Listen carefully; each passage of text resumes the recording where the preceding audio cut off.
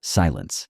Not the peaceful kind. The kind that comes after the music stops, after the laughter dies, after a city takes its final breath and never exhales.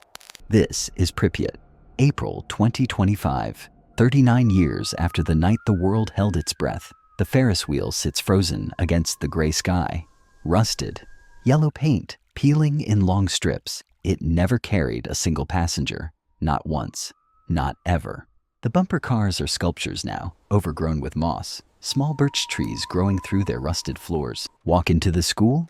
Textbooks scattered across the floor. Lessons left unfinished. A child's drawing still pinned to the wall.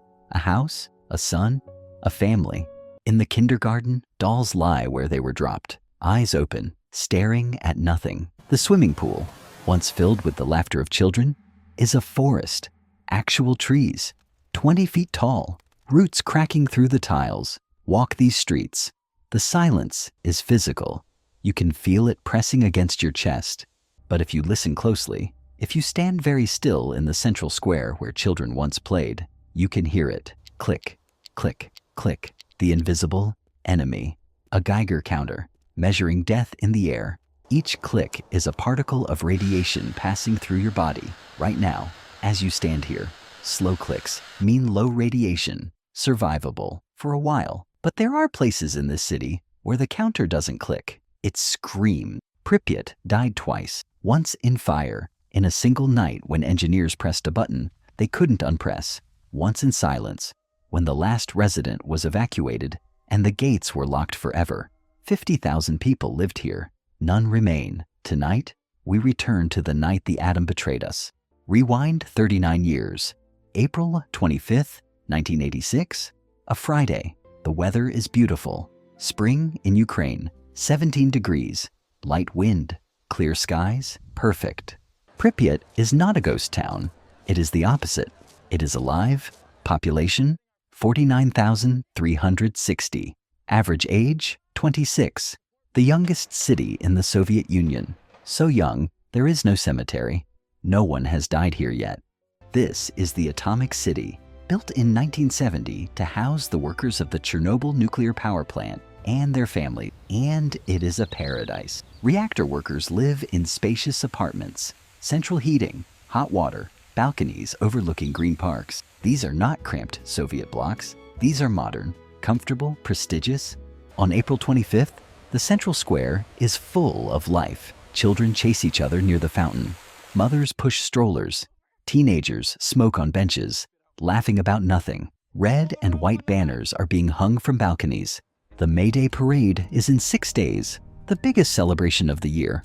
No one knows the park will never open, that those bumper cars will never move, that the Ferris wheel will become the most haunting symbol of a future that will never arrive. At 11 p.m., the night shift clocks in. Among them, Leonid Toptunov, 26 years old, senior reactor control engineer, Alexander Akimov, 33, shift supervisor. They descend into the plant, corridors painted industrial green, fluorescent lights buzzing, the hum of machinery. Tonight, they will run a safety test on Reactor 4. Routine, a simulation, testing whether the turbines can generate enough emergency power if the reactor shuts down. It has been done before. It is safe, or so they believe. Deputy Chief Engineer Anatoly Dyatlov is in command. He is 55 years old, a veteran, a man who has worked with reactors his entire career, a man who does not tolerate delays. And tonight, he is impatient. The test was supposed to happen yesterday. It was postponed. Now he wants it done, completed, signed off tonight. But the reactor is not cooperating. Power levels are dropping, too low, far below the safe minimum for the test. Leonid Toptunov stares at the reading. His hands hover over the controls. The reactor is poisoned. Xenon-135, a neutron absorber, has built up in the core. To compensate, the control rods have been pulled out. Almost all of them. The reactor is like a car with the gas pedal floored and the brakes barely holding. Toptunov turns to Dyatlov. The reactor is unstable. We should abort. Dyatlov's face hardens. We are not aborting. Continue the test. Toptunov looks to Akimov, his supervisor, the man responsible. Akimov looks at the dials. He knows Toptunov is right, but he also knows the system. You do not question Dyatlov. Akimov nods. We continue. At 1 a.m., the test begins. The turbine is disconnected. Steam flow drops. The cooling water slows. The reactor temperature rises. Alarms begin to sound, soft at first, then louder. Toptunov's hands fly across the controls, adjusting, compensating, trying to calm the beast, but every adjustment makes it worse.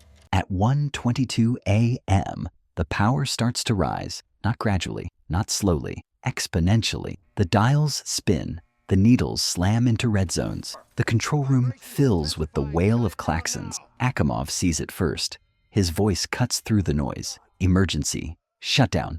Now. Toptunov doesn't hesitate. His hand slams down on the AZ5 button, the big red button, the emergency shutdown, the failsafe, the last defense. Across the reactor hall, 211 control rods begin to descend. These rods are designed to stop the reaction, to absorb neutrons, to kill the chain reaction in seconds. But there is a flaw, a design flaw no one in that room knows about. The tips of the rods are made of graphite, and for the first few seconds, before the boron absorbers reach the core, the graphite accelerates the reaction. In a stable reactor, this doesn't matter. In a reactor already on the edge of catastrophe, it is a death sentence. Toptunov watches the power meter. It should be dropping. It isn't. It's rising. The needle keeps climbing. The reactor is designed for 3,200 megawatts. It reaches 33,000. For 2 seconds, nothing happens. Then the fuel rods shatter. The water flashes to steam. The pressure becomes apocalyptic. At 1:23:45 a.m., Reactor 4 does not shut down. It explodes. The explosion is not like a bomb. There is no mushroom cloud, no Hollywood fireball. It is a steam explosion, followed by a hydrogen blast. But the result is the same. 1,200 tons of reactor lead, a massive disk of steel and concrete, is blown off. It flips vertical, lands leaning against the reactor shaft like a broken tombstone. The roof of the reactor hall disintegrates. Concrete, steel beams, radioactive graphite blocks, pieces of the reactor core itself are thrown hundreds of meters into the air. They rain down on the plant, on the turbine hall, on the forest, on the river. And now the core is open, exposed to the night sky. Graphite burns at 2,000 degrees Celsius. In contact with air, it ignites, flames 50 meters high, but not normal flames. They glow, blue, violet, green, the eerie, unnatural colors of ionized radiation, the light of atoms being torn apart. From Pripyat, 4 kilometers away, people see it. A beam of light, a pillar of blue fire. Beautiful. They step onto their balconies. They walk into the streets. Some head toward the railway bridge. It offers the best view. By 2 a.m., dozens of people are gathered there. Couples holding hands. Parents with children on their shoulders.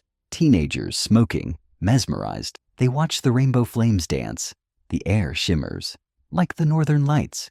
Some feel a strange taste in their mouths. Metallic, like licking a battery. Some feel warmth on their faces. Not from the fire.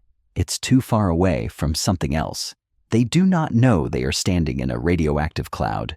They do not know the wind is blowing particles of plutonium, cesium, iodine directly toward them. They do not know every breath is filling their lungs with death. Later, this place will be called the Bridge of Death. Most who stood there for more than an hour were dead within 2 weeks. But in that moment, all they saw was beauty. At 5 a.m., the first firefighters arrive. Lieutenant Vladimir Pravik, 23 years old, Fire Brigade No. 2 from Pripyat. His orders: roof fire at the power plant. Standard response. He is not told about the radiation. He is not given protective gear beyond his canvas jacket and helmet. He and his crew climb to the roof of the turbine hall. The roof is covered in debris, chunks of concrete, twisted metal, and strange black blocks. Smooth, heavy, warm. One firefighter picks one up. It's glowing, he says, and it feels warm. It is graphite. Reactor core, graphite. It is emitting 20,000 roentgens per hour. A lethal dose is 500. He is holding 40 lethal doses in his bare hands. He is already dead. He just doesn't know it yet. For 6 hours, Pravik and his men fight the flames. They prevent the fire from spreading to Reactor 3, still operational. If Reactor 3 explodes, the disaster goes from local to continental. They save Europe. but they condemn themselves. By dawn, they are vomiting. Their skin is turning dark red. Their gums bleed. Pravik is airlifted to Moscow. Hospital number 6, the radiation ward. He dies on May 11th, 15 days after touching the core. His body is so radioactive, it is buried in a lead-lined coffin, sealed in concrete. He was 23 years old. Over the following weeks, the Soviet Union mobilizes 600,000 men, soldiers, miners, engineers, pilots, prisoners offered freedom in exchange for service. They are called liquidators. Their mission? Stop the radiation, seal the reactor, prevent meltdown. Helicopters fly over the exposed core. Pilots drop bags of sand, lead, boron, clay. The radiation is so intense, it destroys their instruments mid-flight. Needles spin. Radios fail. Some pilots develop radiation sickness while still in the cockpit.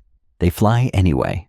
But the worst job belongs to the men on the roof. Robots are sent first. Machines from Germany, Japan, designed for disasters. They last 3 minutes. The radiation fries their circuits. They freeze. They become obstacles. So a decision is made. Send men. They are called biorobots. Each is given a lead vest, a shovel, a stopwatch, and 90 seconds. 90 seconds to run onto the roof. 90 seconds to grab radioactive graphite, reactor fuel, and throw it into the open core. 90 seconds before the radiation dose becomes unsurvivable. Then the next man runs. Over 3,000 men do this. The sound on that roof is not wind, not fire. It is Geiger counters, hundreds of them, screaming, a mechanical shriek that never stops. One liquidator, years later, described it. When you looked at the graphite, your eyes burned. If you stood still too long, you tasted metal. The pieces felt alive, hot, angry. We didn't think. We ran, we grabbed, we threw, we ran back. That's all we could do. Many are dead now. Cancer, leukemia, heart failure. But they succeeded. By November 1986, the reactor is sealed. A concrete shell, the sarcophagus, is built over Reactor 4. Hastily, desperately, it is already cracking. In 2016, a new structure is completed. The new safe confinement. A massive steel arch. The largest movable structure ever built. It is designed to last 100 years. The fuel inside will remain deadly for 20,000 years. Today, the Chernobyl exclusion zone covers 2,600 square kilometers. Pripyat remains empty, silent, overgrown. Wolves walk the streets. Wild horses graze in the square. Trees grow through apartment windows. The amusement park never opened. The Ferris wheel never turned. The bumper cars never moved. The radiation is still there, in the soil, in the water, in the walls. Click, click, click. The invisible enemy does not sleep. Chernobyl was not just an accident. It was a warning that nature does not negotiate, that atoms do not forgive, that some technologies carry consequences we cannot escape. On April 26, 1986, humanity learned that invisible does not mean harmless, that pressing a button can kill a city. That heroism sometimes means running toward death with your eyes open. The official death toll is 31.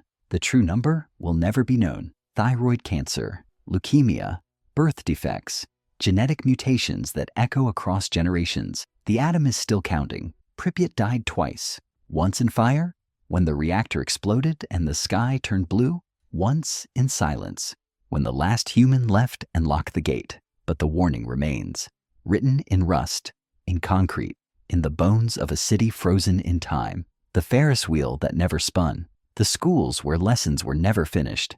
The bridge where people watched beauty and breathed death. In the end, the invisible enemy won. And it's still there, waiting, counting. Click, click, click. If you want to see more stories of power, hubris, and the moments when empires fell and cities turned to ash, subscribe to our channel. Because history never dies. It only waits to be remembered.